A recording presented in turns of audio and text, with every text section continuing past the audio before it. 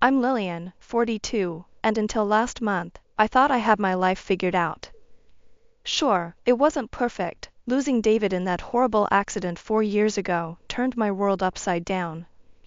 But I'd managed to keep moving forward. I threw myself into my marketing career at Preston and Associates, raised our daughter alone, and learned to find peace in my solitude. The house feels emptier now that Sarah's gone to college. That all changed with one phone call. I was reviewing campaign metrics for our newest client when my cell phone buzzed. Seeing my younger brother Tommy's name on the screen made me smile. He'd always been my baby brother, even though he was now 34 and married. Hey, Squirt, I answered, using my old nickname for him. Lil. His voice cracked. Something was wrong. I need your help. I sat up straighter in my office chair. What's going on? The company, they filed for bankruptcy. Without warning. We all got laid off yesterday. He paused, and I could hear him struggling to maintain composure. Rachel and I, we can't afford our apartment anymore. I hate to ask this, but... My stomach tightened. Rachel. Tommy's wife of 2 years, a woman who'd made it clear at every family gathering that she thought she was too good for our middle-class family. At their wedding, she'd complained that the champagne wasn't expensive enough. We need a place to stay, Tommy continued. Just until I find another job. Please, Lil. I looked around my empty office, thinking about my empty house. Tommy was my baby brother, the one I'd helped raise when Mom went back to work. I remembered teaching him to ride a bike, helping him with his math homework, defending him from bullies at school. Of course you can stay with me, I heard myself say, even as a voice in my head screamed, what about Rachel? When do you need to move in? End of the week? We have to be out of our apartment by then. After we hung up, I sat staring at my computer screen, not really seeing it. The phone rang again, this time it was Mom. Lillian, Tommy just told us you're letting them stay with you, she said without preamble. That's so wonderful of you. Mom, you remember what Rachel said at Easter, right? About how my house looked like it was decorated by a suburban housewife with no taste. Mom sighed. She's young, dear. She's probably matured since then. And Tommy needs this. You know how he is, he takes everything so personally. Losing his job has really shaken him. I did know, that was the problem. Tommy had always been sensitive, eager to please, desperate for approval. It was what made him such a sweet kid, and what made him completely blind to his wife's faults. I know, Mom. That's why I said yes. After hanging up with Mom, I walked through my house, my tastelessly decorated house, and tried to prepare myself mentally for what was coming. The guest room would need fresh sheets. I'd need to clear some space in the garage for their things. And I'd need to find a way to live with Rachel without committing murder. The moving day arrived with the subtlety of a hurricane. I was working from home that morning when I heard a car door slam, followed by Tommy's voice and the click-clack of heels on my driveway. Taking a deep breath, I went to open the front door. Lil, Tommy rushed forward to hug me, his familiar grin lighting up his face. Thank you so much for this. Behind him, Rachel stood examining my front porch with the kind of expression usually reserved for finding gum on designer shoes. She wore a cream-colored blazer that probably cost more than my monthly mortgage payment, her dark hair perfectly styled despite the moving process. Well, at least there's plenty of space, she said by way of greeting, wheeling the first of what looked like 6 matching luxury suitcases toward the door. Tommy immediately jumped to help her, leaving me standing there wondering what I'd gotten myself into. I led them to the guest room, which I'd spent the previous weekend preparing. It's a bit quaint, Rachel commented, running a manicured finger along the dresser. But I suppose it'll have to do. I bit my tongue and turned to Tommy. We should probably talk about house rules and arrangements. I work long hours at Preston and Associates, I explained, trying to keep my voice neutral. I'm usually out by 7 and don't get back until 6 or later.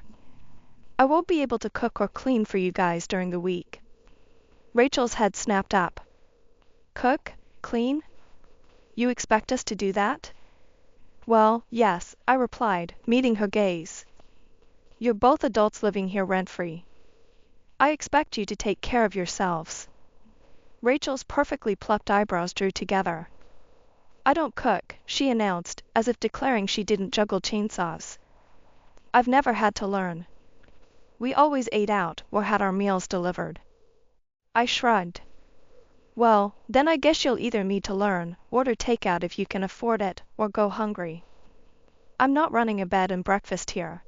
The weeks that followed fell into an unexpected pattern.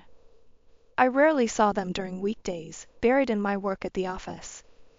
When I'd come home tired and ready for some quiet time, I'd find Tommy in the kitchen, usually wearing one of my aprons, putting the finishing touches on dinner. Despite everything, it warmed my heart to see him taking charge like that. Weekends were different. I'd cook our family favorites, pot roast, chicken parmesan, Mom's famous meatloaf. Tommy would enthusiastically help and praise every dish. Rachel, however, would barely touch her food, pushing it around her plate with her fork. We used to eat at La Maison every Sunday, she sighed one evening, eyeing my pot roast like it might bite her. Remember that, Tommy? The chef there trained in Paris. I watched my brother's face fall slightly, but he quickly recovered, reaching for her hand. Your cooking is great, Lil, he said loyally. Just like Mom's. Rachel's nose wrinkled at the comparison, but I kept quiet. It wasn't my place to point out how my brother bent over backwards to accommodate her every whim, how he practically worshipped the ground she walked on while she treated him like an inconvenience. Meanwhile, watching Tommy's job search was like watching someone try to climb a mountain in roller skates. Every evening, he'd come home from another interview, his shoulders a little more slumped, his smile a little more forced. He'd throw himself into cooking dinner, as if trying to prove his worth through perfectly seasoned chicken marsala. He did eventually land a position at a smaller firm. For 2 months, things looked up. He'd leave for work in the morning with renewed purpose, and even Rachel seemed less acidic. But then came the restructuring, and Tommy was the newest hire, making him the first to go. That evening, I was working late in my home office when I heard them arguing in their room. I tried to focus on my spreadsheets, but Rachel's voice carried through the walls like poison. You're pathetic, she hissed. I can't believe I'm stuck living with your sister because you're such a failure. God, what was I thinking, marrying such a loser? My hands clenched into fists. I wanted to storm in there, to tell Rachel exactly what I thought of her, to defend my baby brother. But Tommy was 34 now, not the little boy who needed his big sister to fight his battles. I forced myself to stay in my chair, my heart aching as I heard him apologizing to her. The real breaking point came a week later. I walked into my house after a particularly grueling day at work to find what looked like the aftermath of a restaurant bombing. Empty takeout containers littered every surface. Half-eaten spring rolls and pizza crusts lay abandoned on my coffee table. Sticky rings from drink glasses decorated my wooden surfaces. What happened here? I demanded, dropping my briefcase in shock. Rachel lounged on my couch, scrolling through her phone. She barely glanced up. Oh, I had some friends over. We ordered lunch. You had friends over? I repeated slowly, feeling my blood pressure rise. Without asking me? And left my house looking like this? She shrugged, still not looking up. It's not a big deal. Tommy can clean it up when he gets back from his interview. Something snapped inside me. No, Rachel, that's not how this works. First of all, you don't invite people to someone else's house without asking permission. Second, you're not working, the least you could do is clean up after yourself. That got her attention. Her head snapped up, eyes narrowing. Excuse me? Are you suggesting I should be your maid just because you're letting us stay here? How dare you try to exploit me like this? Exploit you? I laughed incredulously.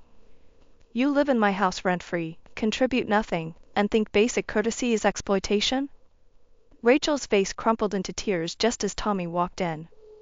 Perfect timing, as always. Baby, what's wrong? He rushed to her side. Your sister, Rachel sobbed dramatically, she's trying to turn me into her personal servant. She says I have to clean everything just because we're staying here. We're guests here. No, I corrected her, you're family members I'm helping out. There's a difference. And family respects each other's space and property. Rachel stood up, chin raised defiantly. I won't be treated like this. I don't clean, and that's final. I watched as Tommy silently began gathering the takeout containers, his face red with embarrassment. Part of me wanted to stop him, to force Rachel to take responsibility for once. But the defeated look in his eyes told me it would be pointless. After another failed interview, Tommy stopped cooking. He'd spend hours staring at his laptop, mechanically clicking through job listings, his usual cheerful demeanor replaced by a hollow-eyed desperation. One evening, after Tommy had gone to bed early claiming a headache, I made a decision. Sitting in my car in the office parking lot, I pulled out my phone and called a number I hadn't dialed in months. Lillian? Uncle James, David's own uncle, answered on the second ring. What a pleasant surprise. James Morrison wasn't really my uncle anymore, technically speaking, but he'd always treated me like family even after David's death. As CEO of Morrison Technologies, he'd built one of the largest tech companies in the region. Uncle James, I need a favor, I said, explaining Tommy's situation. He's qualified, he just needs a chance. But, I hesitated. If I help him directly, it'll crush what's left of his confidence. Say no more, Uncle James replied warmly. Send me his resume. The next evening, I casually dropped a sticky note on the kitchen counter while Tommy was cooking dinner. Hey, I saw this job posting today, I mentioned, trying to sound nonchalant. The position looked perfect for your background.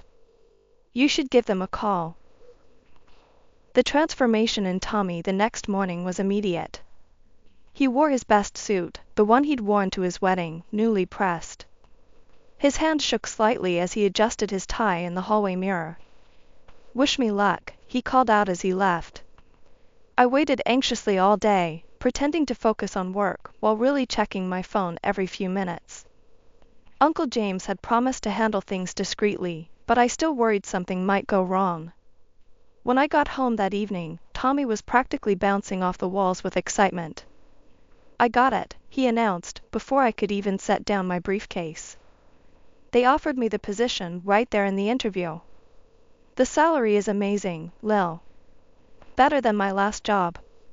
We need to celebrate, I'm cooking something special tonight. As Tommy busied himself in the kitchen preparing a signature ribeye steak, Rachel sat down at the dining table, giving me a cold look. You know, Lillian, she said, her voice sharp enough to cut glass, you could have actually helped your brother find a job all these months. With all your connections in marketing, you could have found him something decent. But you just sat there watching him struggle. Some sister you are. She smiled smugly. But look at him now, he did it all by himself, without your help. Proves he doesn't need you after all. I kept my face neutral as I helped Tommy set the table, letting her words roll off me. If she only knew the truth. The day Tommy and Rachel moved out was surprisingly calm. 3 months of steady paychecks had allowed them to put down a deposit on a nice apartment across town. I helped Tommy load their boxes into the moving truck, while Rachel supervised from the sidelines, tapping away on her phone. Thanks for everything, Lil, Tommy said, hugging me awkwardly in the driveway. Rachel was already in their car, engine running, manicured fingers drumming impatiently on the steering wheel. Anytime, little brother, I replied, watching as he climbed into the passenger seat. Rachel pulled away without so much as a backward glance or wave goodbye. Life settled back into its familiar rhythms. The house felt emptier again, but peaceful. No more passive-aggressive comments over dinner, no more mess to clean up after Rachel's friends. I threw myself into work and weekly video calls with Sarah, who was flourishing in her final year of college. Then came Sarah's graduation. I sat in the audience, bursting with pride as she walked across the stage to receive her diploma.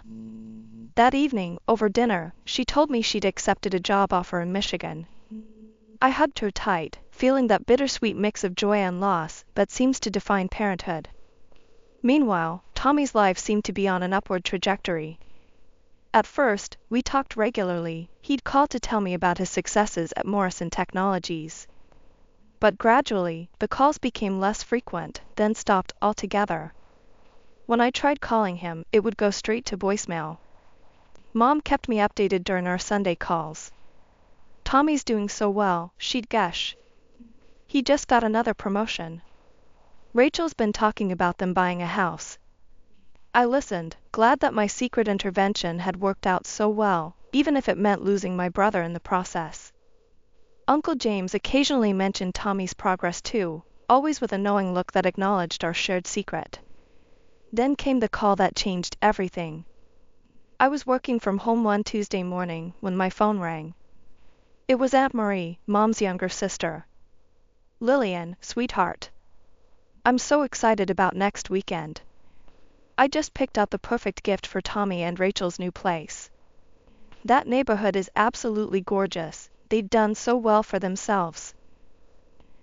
I felt like I'd been doused with ice water. "What housewarming party?" There was a long pause on the other end. "Oh," Aunt Marie's voice grew uncertain. "The one next Saturday? Didn't Tommy invite you?"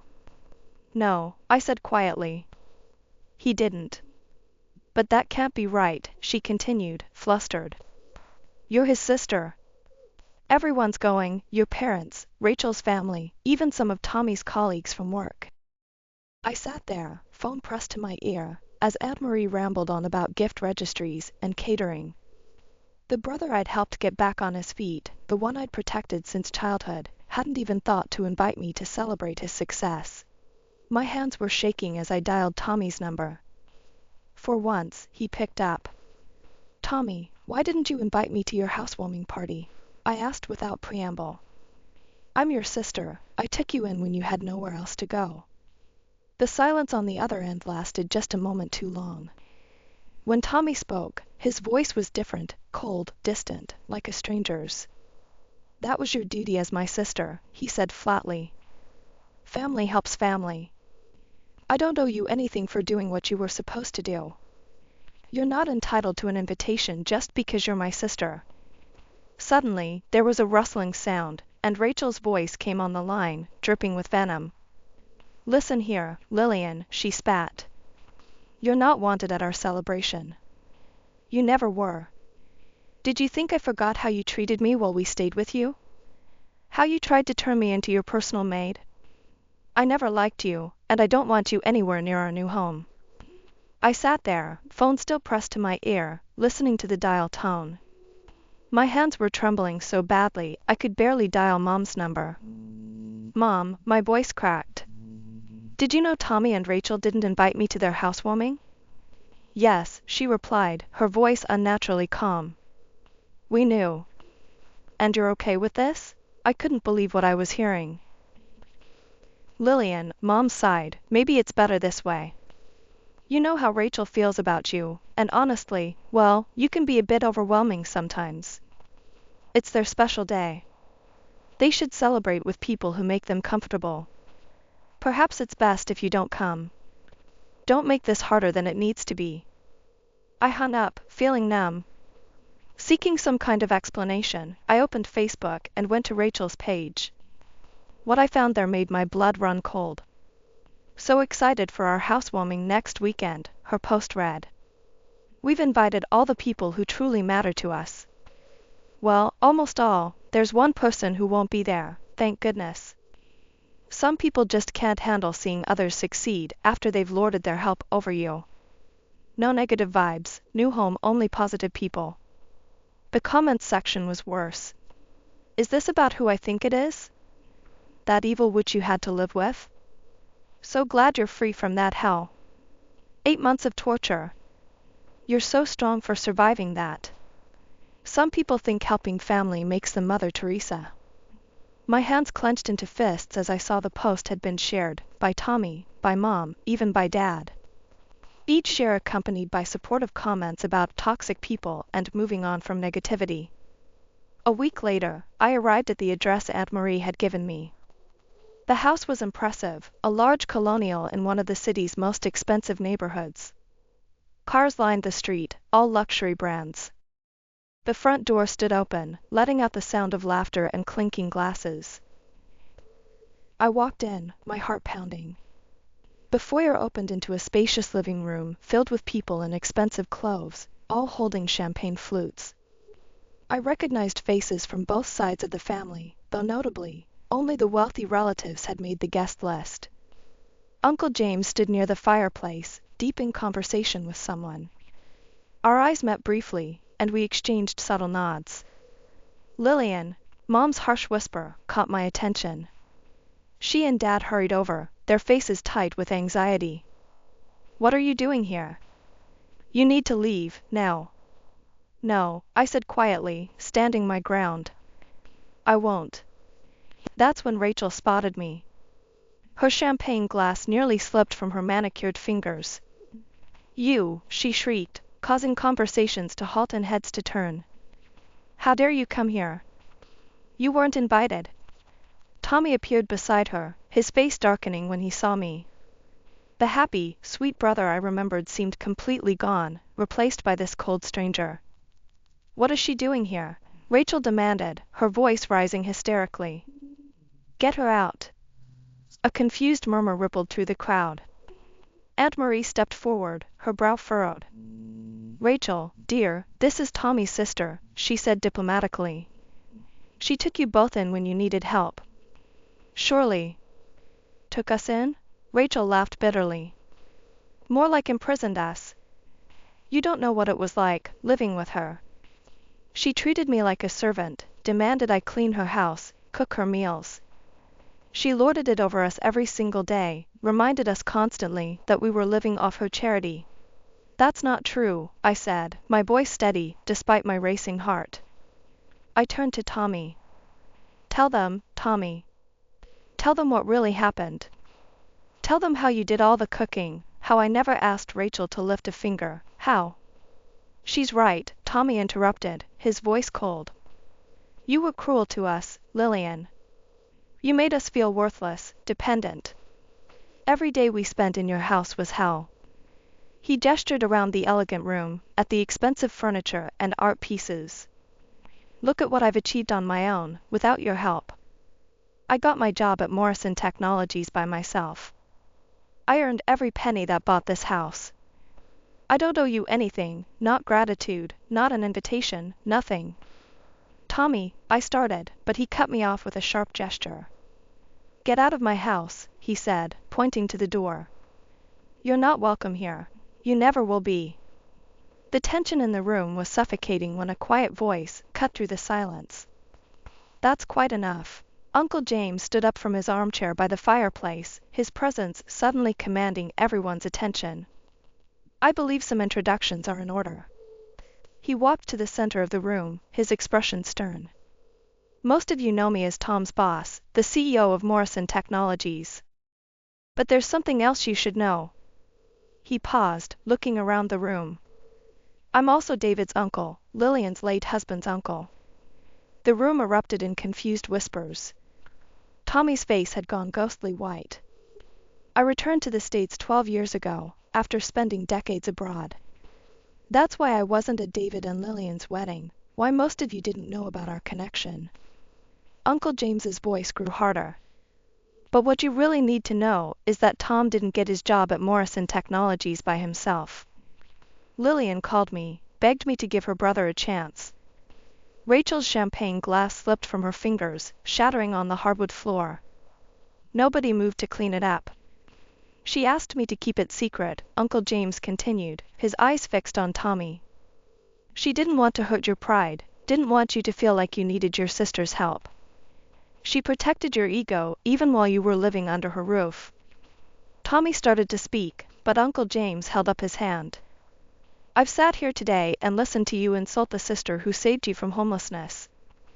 I've heard you lie about how she treated you, watched you humiliate her on social media, seen you turn your own parents against her. And I've heard enough." His voice turned to steel.